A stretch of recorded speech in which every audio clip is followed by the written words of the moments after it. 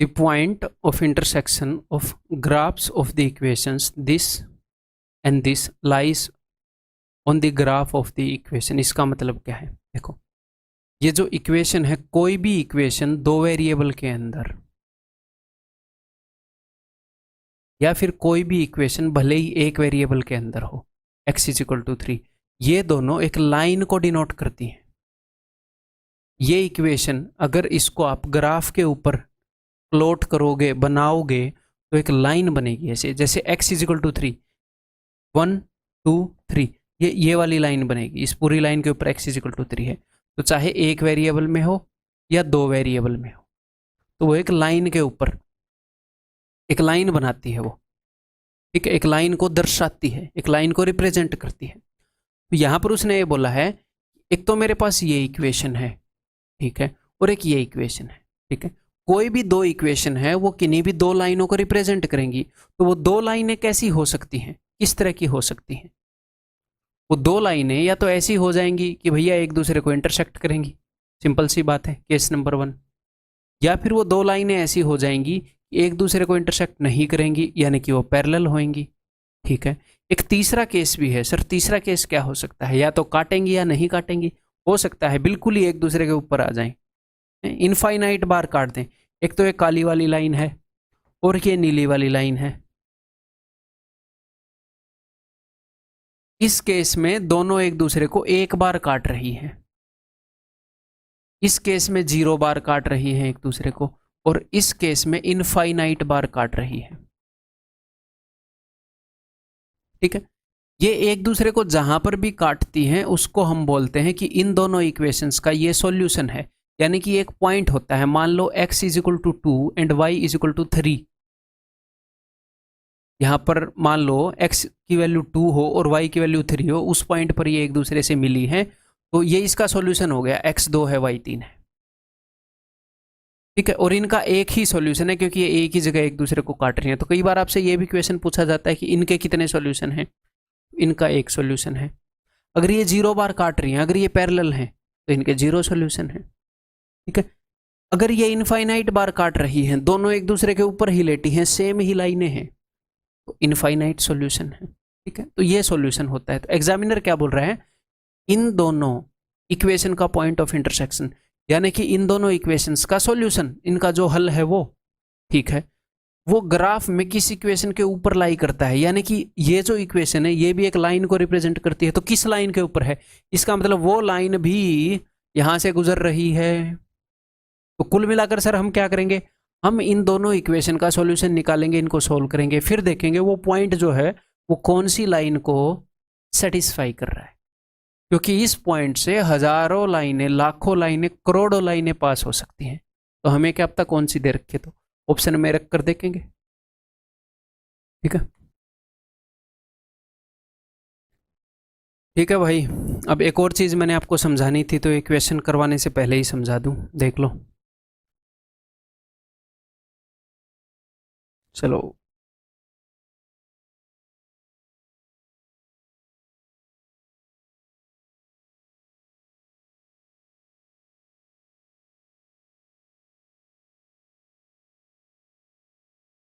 देखो, वो आपसे कई बार दो इक्वेशन देकर ऐसे पूछ लेगा या ऐसे बता देगा, एक नॉलेज के ऊपर क्वेश्चन बेस्ड होएगा क्या, कि वो लाइनें कितनी बार काट रही हैं, ठीक है। अगर वो एक बार काट रही हैं तो इसका मतलब एक हल है, एक सॉल्यूशन है, ठीक है।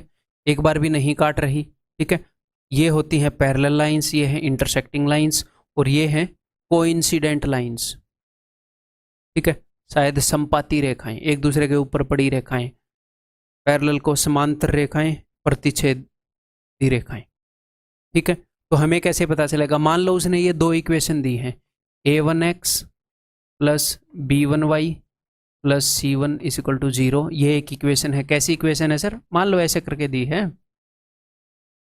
ये बस एक इक्वेशन है, ये कोफिशिएंट लिखे हैं मैंने ये, ठीक है।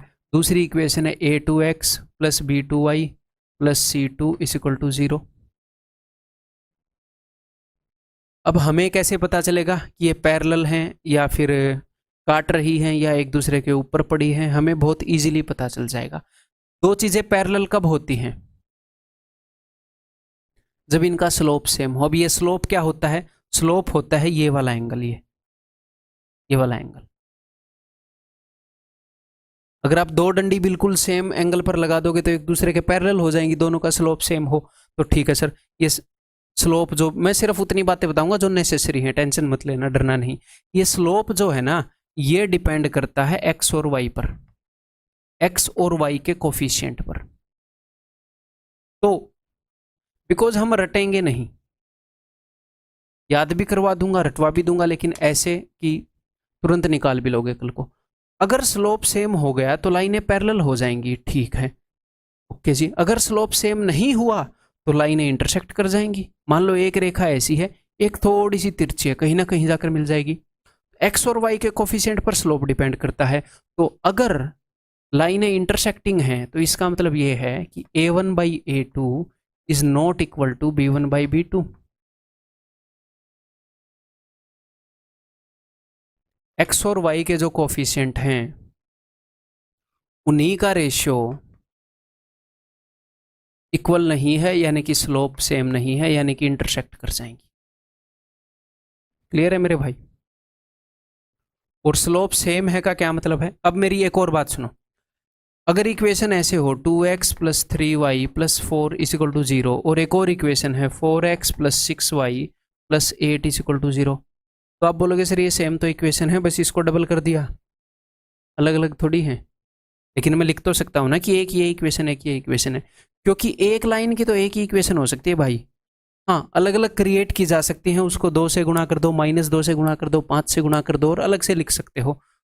तो अगर लाइनें ही सेम हो, यानी कि a1/a2 = b1/b2 = c1/c2, लाइनें ही सेम है, इसका मतलब सिर्फ ये भी इसका 2 गुना, ये भी इसका 2 गुना, ये भी इसका 2 गुना, या फिर 3 गुना, इसका मतलब पैरेलल लाइंस हैं। एक भी सॉल्यूशन नहीं है इनका, पैरेलल लाइंस हैं, जीरो हल हैं, ठीक है। मतलब स्लोप भी सेम है और आगे भी सेम है। स्लोप तो सेम है, स्लोप सेम है यानी कि पैरेलल तो हैं। यहां से मुझे पता चलता है स्लोप सेम है। अब स्लोप सेम है तो हो सकता है पैरेलल हो या फिर एक ही के ऊपर पड़ी हो। इनका भी तो स्लोप सेम है जो एक दूसरे के ऊपर पड़ी हैं, लेकिन रेखाएं सेम नहीं है भाई साहब।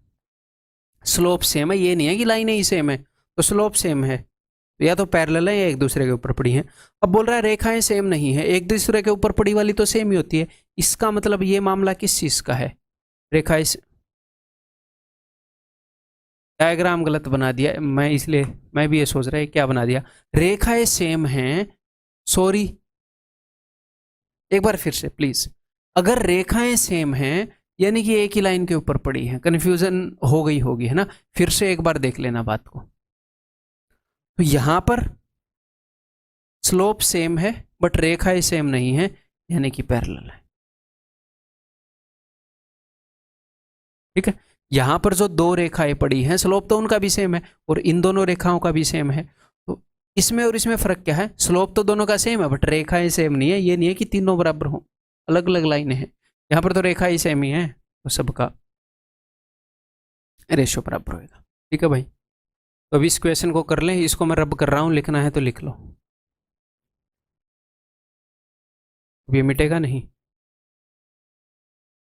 क्यों नहीं मिटेगा भाई? मिटना पड़ेगा।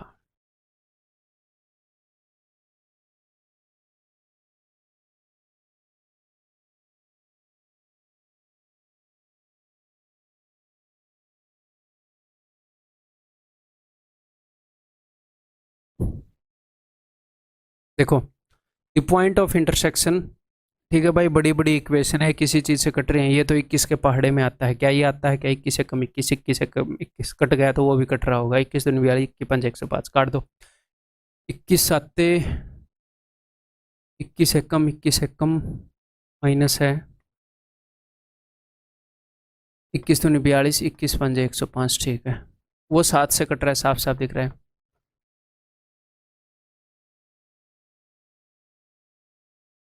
देखो, इसको आप बहुत ही प्यार से नॉर्मली सॉल्व कर सकते हो।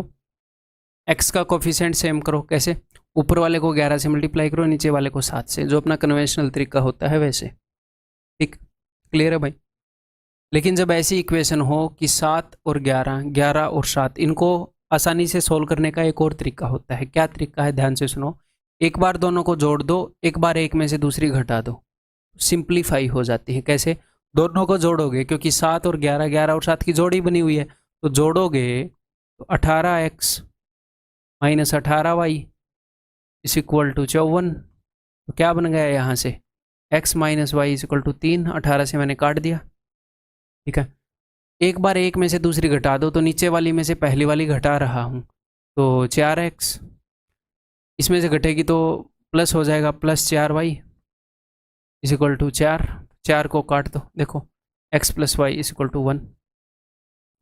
तो भाई x की वैल्यू क्या आ जाएगी, माइनस से पहले वाले की वैल्यू क्या होगी, सम बाई 2, 3 और 1 4 बटे में 2, तो y की वैल्यू क्या होएगी, प्लस वाले में से माइनस वाला घटाना है, 1 माइनस 3/2, तो -2/2 -1, ठीक है। अब ये किसको सेटिस्फाई कर रही है, देख लेते हैं, पुट करके ही देखना पड़ेगा। 9 दूनी 18 plus 5 23, Uttar.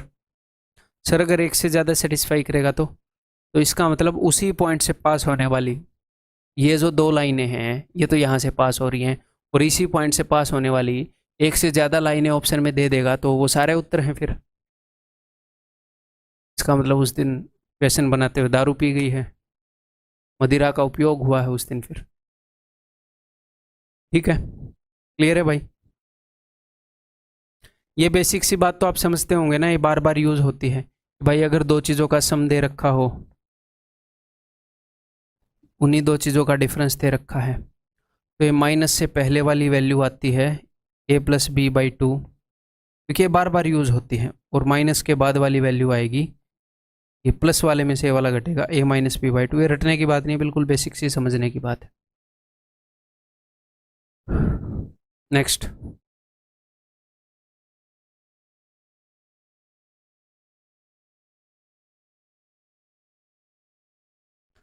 The solution of the following system of equations. तो देखो, अगर मैं 2 से ऊपर मल्टीप्लाई कर दूं, 2ax minus 2by plus a plus 4b is equal to 0 and 2bx plus 2ay plus b minus 4a is equal to 0, इसको आप कन्वेंशनल तरीके से भी सोल्व कर सकते हैं। कैसे? x का कोफिशिएंट क्या है, 2a, b से मल्टीप्लाई कर दो। x का कोफिशिएंट क्या है, 2b, a से मल्टीप्लाई कर दो, तो ये भी 2abx हो जाएगा, 2abx हो जाएगा, और आप आगे कर लोगे। लेकिन क्या हम ऐसे करेंगे? नहीं, क्योंकि हम अभी एनसीईआरटी का एग्जाम थोड़ी देने जाएंगे, सीबीएसई बोर्ड का, एसएससी में जाएंगे तो दूसरे तरीके से करेंगे। तो है क्या भाई, इक्वेशन ये भी एक्स वाई में है, ये भी एक्स वाई में है, बस उसने ए और बी को इन्वॉल्व कर दिया। तो मैं क्या करूं, मैं ए और बी को खत्म कर दूं, ए और बी की वैल्यू पुट कर दूं। क्या पुट करूं सर? कुछ भी पुट कर दो। तो हम क्या पुट करेंगे जो इजी बनाएगी काम को, क्या, 0। अगर मैंने ए और बी को खत्म ही कर दिया, 0 पुट कर दिया, तो ये सारा क्या हो जाएगा, 0। ये सारा क्या हो जाएगा, 0। काम बनेगा? नहीं बनेगा। क्या करें भैया, तो बी को 0, ए को 1 कर दें, सारी चीज़ें ख़त्म नहीं करनी। चलो तो यहाँ पर मैंने बी को 0 किया, ये ख़त्म हो गया। 2x, ए की वैल्यू 1 है, plus 1 is equal to 0, x is equal to -half, x की वैल्यू आ गई। ओके जी, अगर मैं नीचे b को 0 रखूँ, तो b को 0 रखा तो x वाला खत्म हो गया, तो 2y, b को 0 का -4 is equal to 0, it implies that y is equal to 2। आ गई x और y की वैल्यू। अच्छा, मतलब is also the solution of the equation. इन दोनों का सॉल्यूशन निकालो पहले, फिर नीचे वाले में पुट करो। इससे पिछले वाले क्वेश्चन की तरह है, ज़्यादा डिमांड हो गई है आजकल एग्जामिनर की। पुट करो भाई, -3/2 एंड 4 नहीं बनेगी बात, आगे -2 प्लस 3 दूनी 6 प्लस का 4, ये बन रही है ऑप्शन बी। यहाँ पर सर क्या 0 वगैरह ही पुट करना था? नहीं, आप 1 1 पुट कर दो। अगर 1 1 पुट कर दोगे ऊपर नीचे, तो 2 इक्वेशंस बन जाएंगी, फिर वो सोल्व करने पड़ेंगी। 0 करने में क्या फ़ायदा हुआ कि यहीं पर सॉल्यूशन निकल के आ गया। और आगे बढ़ने से पहले भाई, जो अपना Tier 2 है, बिकॉज इसी के बेस पर आपको जॉब मिलने वाली है। जो टीयर 1 है वो तो क्वालिफाइंग है, उसके मार्क्स अब काउंट नहीं करेंगे। ऑफ कोर्स उस वक्त जो हमने तैयारी करी उसके कारण हमें एडवांटेज मिलेगी, बट अब फिर से स्टार्टिंग से रेस हो गई। लेकिन अब कई बच्चे आगे हैं जिन्होंने टीयर 1 में अच्छा परफॉर्म किया, यानी कि उनकी तैयारी अच्छी है, वो आगे हैं, बट मार्क्स टीयर 2 के काउंट करेंगे। तो ये काफ़ी इंपॉर्टेंट है कि इसे आप हल्के में ना लो, और इसी कारण जो टीयर 2 का बैच है वो मैं ऑलरेडी लॉन्च कर चुका हूँ, ठीक है। और इसी कारण उसकी फीस मैंने इतनी कम रखी है कि किसी ने रखी भी नहीं होगी, ताकि कोई भी हेजिटेट ना करे। अब ये राइट टाइम है इन्वेस्ट करने का। जब नोटिफिकेशन आई थी एसएससी की, मैंने बोला था जो 2024 के लिए तैयारी कर रहा है मेरे फाउंडेशन बैच में तो मत एनरोल करना, ये मान के कि मैं 2024 ही क्रैक कर दूंगा, क्योंकि अब तैयारी स्टार्ट कर रहे हो तो कम टाइम है। मना किया था मैंने, अब मैं बोल रहा हूँ अब राइट टाइम है। कोई भी बच्चा कहीं से भी पढ़े, जिसको जो टीचर अच्छा लगता है, बट अभी राइट टाइम है कि टीयर 2 आप खुद भी कर सकते हो, बट किसी की मदद लोगे तो और ज़्यादा एफिशिएंट चीज़ हो जाएगी। और जो अपने मेथड्स हैं, जो कंसेप्ट्स हैं, वो ईजी होंगे, ठीक है। अगर एक तो नंबर 1 कुछ रटना ही नहीं पड़ेगा, कभी अगर कुछ रटना पड़ा, कई बार चीज़ें ज़रूरी होती हैं, मैं बताऊंगा आसान तरीका रटने का, वो फास्ट होएंगे, पेपर में आपको टाइम बचाएंगे, वो यूनिवर्सल होएंगे, बहुत सारी चीज़ें आपको रटने की जरूरत नहीं है, बहुत कम चीज़ों में काम चल जाता है। तो उन सभी का कलेक्शन अगर आपको मिल जाता है तो आप एडवांटेज पे तो होते ही हो। आज के दिन जो बेस्ट अवेलेबल कंसेप्ट्स और मेथड्स हैं वो हैं अपने पास, अपने कोर्स के अंदर, ठीक है भाई। तो वो फिलहाल है the best content available today. आज के दिन अगर किसी से तैयारी की जा सकती है, मैं ओपनली बोल सकता हूँ, कोई इसको चैलेंज नहीं कर पाएगा, ठीक है भाई। तो ये कंटेंट है अपने टीयर 2 बैच के अंदर, इससे आप तैयारी कर सकते हैं, क्रिस्प वे में, स्पेशली रिकॉर्डेड है, ठीक है। अब मैं डिटेल नहीं बता रहा यार, मैं डिटेल में ही घुस गया। इसकी डिटेल्ड वीडियो है, इस वीडियो के डिस्क्रिप्शन में लिंक है, वहां से देख लेना, खत्म बात, ठीक है भाई। सो दैट्स ऑल, मैं आपको अगली वीडियो के अंदर मिलता हूँ bro, bye bye, take care.